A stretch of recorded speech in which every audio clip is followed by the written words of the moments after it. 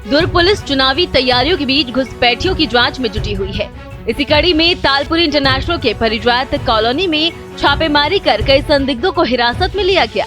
Twin city Durg Bhilai के विभिन्न इलाकों में अलग अलग थानों की टीमें बनाकर पहले भी कई बार छापेमारी की गई है, जिसमें बड़ी संख्या में संदिग्धों को पकड़ा गया और उनके खिलाफ कड़ी कानूनी कार्रवाई की गई। भिलाई के रुआ बांधा स्थित तालपुरी में पुलिस ने रविवार सुबह शहर में बड़ी कार्रवाई की है। रविवार सुबह 4 बजे भिलाई के तालपुरी इंटरनेशनल कॉलोनी के परिजात ब्लॉक में एक छापेमारी अभियान चलाया गया। पुलिस ने कई फ्लैटों पर अवैध सामान और बिना आईडी व पुलिस को सूचना दिए बगैर रहने वाले लोगों पर कार्रवाई की है। पुलिस के मुताबिक इस क्षेत्र में संदिग्ध गतिविधियों की लगातार शिकायतें पुलिस को मिल रही थी, जिसके आधार पर ये कार्रवाई की गई।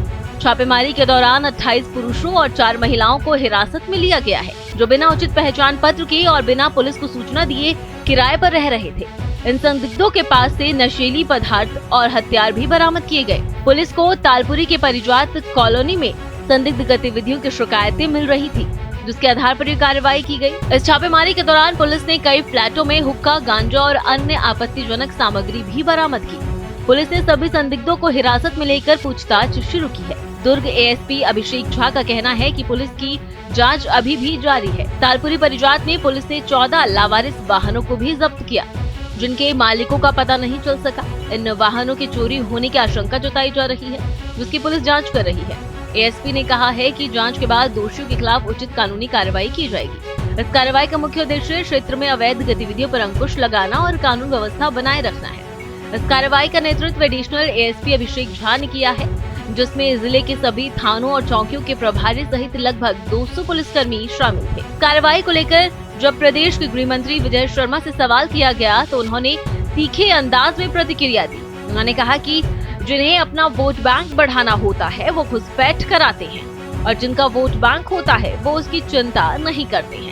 हालांकि उन्होंने छत्तीसगढ़ की पिछली कांग्रेस सरकार का नाम लिए बिना ही उस पर सीधा आरोप लगाया। प्रदेश के गृह मंत्री विजय शर्मा ने दुर्ग के गंजमंडी मैदान में भाजपा के कार्यकर्ता सम्मेलन में शामिल होने पहुंचे थे। मंच पर राष्ट्रीय उपाध्यक्ष सरोज पांडे, दुर्ग सांसद विजय बघेल, विधायक गजेंद्र यादव, मेयर प्रत्याशी अलका बागमार सहित जिला और संभाग के अन्य पदाधिकारियों की उपस्थिति ने कार्यकर्ताओं में जोश भर दिया था। इस दौरान दुर्ग नगर निगम के वार्ड 21 से निर्विरोध निर्वाचित भाजपा पार्षद प्रत्याशी विद्यावती सिंह का भी मंच से सम्मान किया गया। सुनिए प्रदेश के गृह मंत्री विजय शर्मा ने इस घुसपैठ पर शिकंजा कसने के बाद और क्या कुछ कहा। मैं ये चाहता हूँ कि जिनको अपने वोट बैंक बढ़ाते होने होते हैं वो घुसपैठ करवाते हैं, और जिनके वोट बैंक होते हैं वो इस सब चीजों पर चिंता करते हैं। हमको